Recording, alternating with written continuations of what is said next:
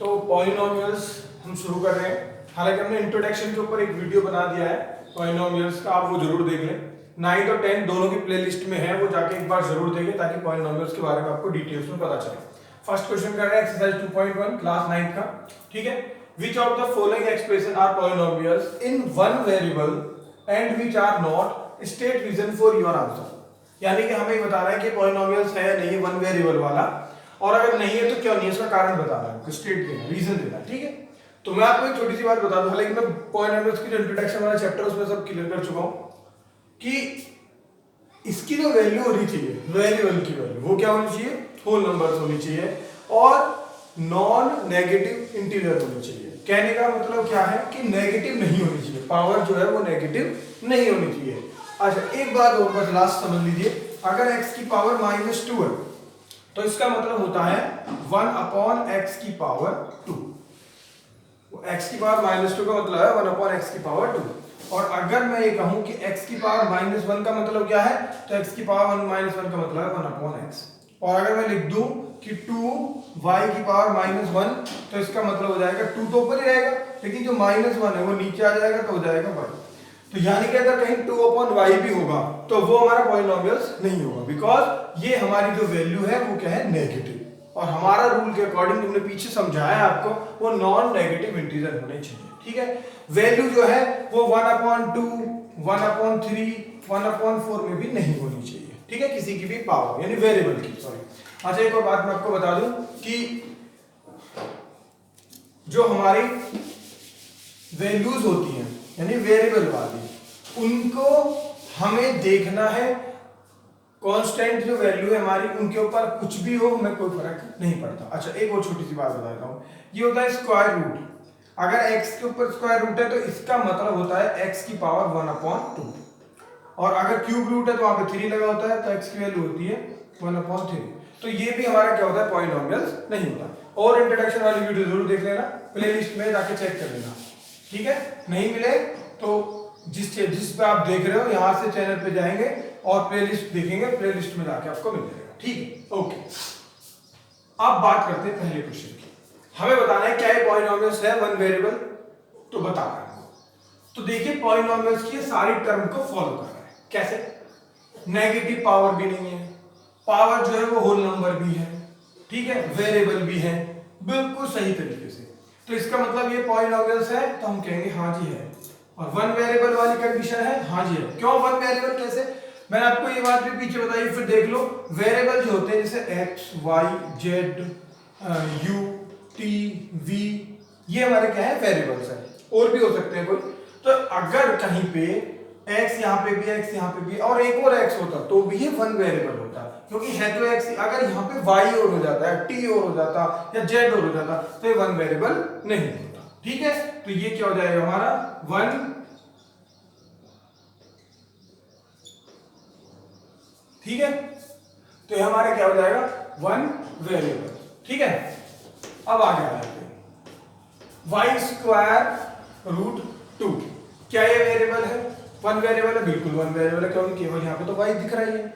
क्या ये पॉलिनोमियल्स है? तो इसका भी आंसर ये आएगा कि यस, ये पॉलिनोमियल्स है। कैसे? क्योंकि यहाँ पे भी ये सारी पॉलिनोमियल्स की टर्म को फॉलो करता है, ठीक है। और वन वेरिएबल आपको लिखना है। अब इधर आ जाते हैं, 3 आगे है, पता नहीं कहां पे, शायद ऊपर लग रहा है, यहाँ पे मुझे, मैंने लिखा है, ध्यान दिया है।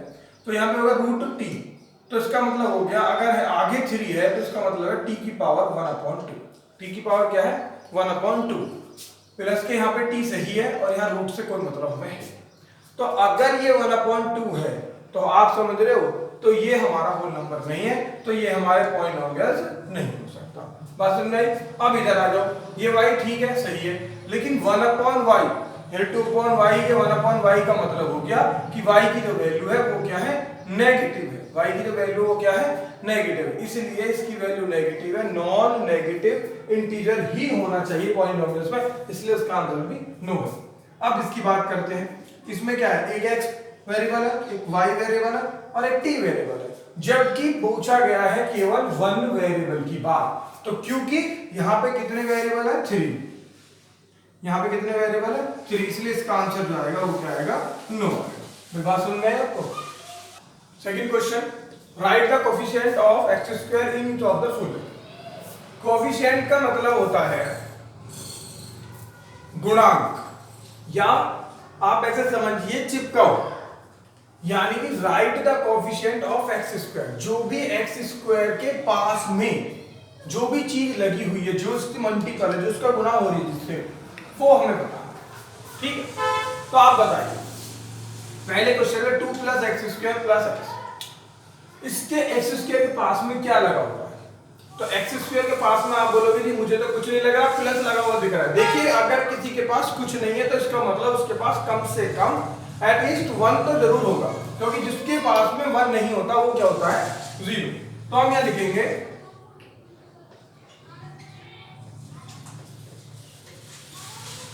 Coefficient of X square is equal two plus के 1 प्लस 1, हाँ प्लस तो ये रहा यहां से, और इसके साइड में हमेशा 1 तो होता ही है।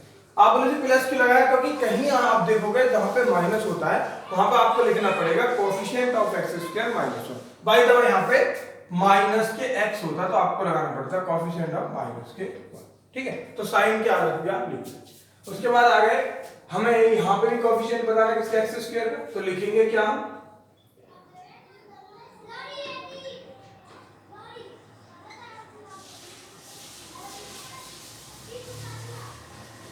Coefficient of X square is equal to हो गया कितना? पाई अपॉन 2, क्योंकि ये भी एक्स स्क्वायर के पास में, तो कितना हो गया? Pi upon 2। Third question, give one example each of the binomial of degree 35 end of a monomial of degree 100। मैंने ये वाला फॉर्मूला आपको पिछले इंट्रोडक्शन जो बताया था बाइनोमियल्स का, उसमें आपको बताया था।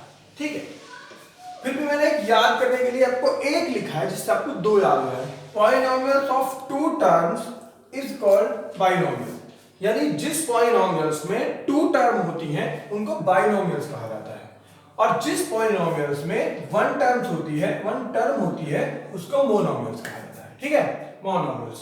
तो ध्यान रखिए पॉलिनोमियल्स हमने बहुत पढ़े हैं। ठीक है, तो आप अपनी मर्जी से कोई भी पॉलिनोमियल ले सकते हैं। जैसे मैं लिख सकता हूं x की पावर यानी डिग्री कितनी होनी चाहिए उसकी? 35। ओके, 35 कर दी। यहां पे आप प्लस लगा लो, बोलो जी मेरा मन है माइनस लगाना, तो आप माइनस लगा लो। आप बोलो मैं तो 6 रखना चाहता हूं, आप 6 रख लो, 4 रख लो, 3 रख लो, 2 रख लो, कुछ भी रख लो, केवल क्या होना चाहिए? 2 टर्म्स होनी चाहिए। तो ये हमारा क्या हो जाएगा? बाइनोमियल्स का एग्जांपल। और अगर हम मोनोमियल्स की बात करेंगे तो मोनोमियल का मतलब हो गया जिसमें केवल एक टर्म होगी। अब एक टर्म होगी उसकी डिग्री कितनी होनी चाहिए? 100। आपको जो मन करे वो लिखिए। y की पावर 100, बिल्कुल सही। आप लिखो 2x की पावर 100, बिल्कुल सही। आप लिखो √2 t की पावर 100, बिल्कुल सही। लेकिन डिग्री 100 ही होनी चाहिए, और वेरिएबल भी एक होना चाहिए, और टर्म भी एक होनी चाहिए। ठीक है, तो 4 क्वेश्चन है, right the degree of each of the following polynomials. जो आपको पॉलिनोमियल्स का दिए हुए हैं उनकी आपको डिग्री बतानी है। डिग्री का मतलब हो गई पावर। अब आप देख रहे हो कि यहाँ पे तो 3 पावर है, यहाँ पे 2 पावर है, और यहाँ पे 1। ठीक है, जहां पे कुछ नहीं होता 0 पावर होती है।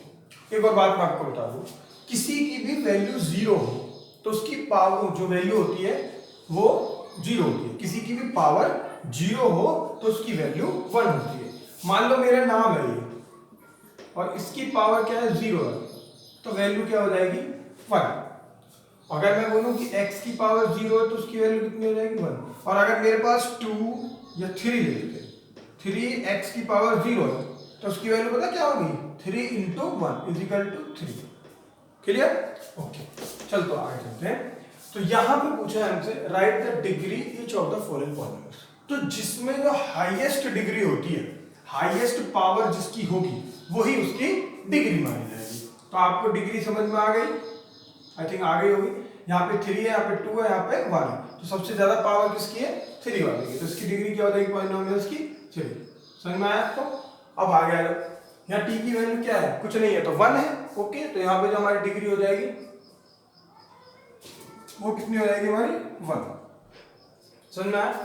और 3, यहाँ पे कोई वेरिएबल ही नहीं है। मैं आपको फिर याद दिला दूं, केवल वेरिएबल की डिग्री चेक करनी है हमको, यहाँ पे तो वेरिएबल ही नहीं है, तो हम ऐसा मानते हैं दिमाग में कि यहाँ पे कहीं x की पावर 0 रही होगी, जिसकी वजह से इसकी वैल्यू क्या है 3। तो यहाँ पे जो डिग्री है हमारी उसकी वैल्यू क्या मानेंगे हम 0। बात समझ में आई आपको? ठीक, तो 5 क्वेश्चन है और लास्ट क्वेश्चन एक्सरसाइज है।